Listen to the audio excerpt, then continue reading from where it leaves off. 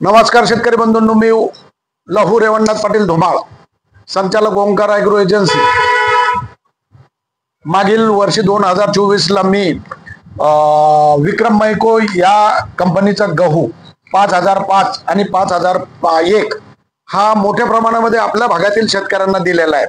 प्रत्येक शेतकऱ्यांचा फीडबॅक हा खूप चांगला आलेला आहे।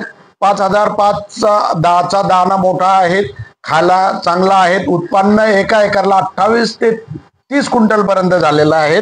कमीत कमी उत्पन्न 20 क्विंटल आहे। याचा सुद्धा सरबती सारखा गहू असून याचा दाना मीडियम साईजचा आहे। उत्पन्न 28 ते 30 क्विंटल पर्यंत आहे। कमीत कमी उत्पन्न 20 क्विंटल पर्यंत आहे।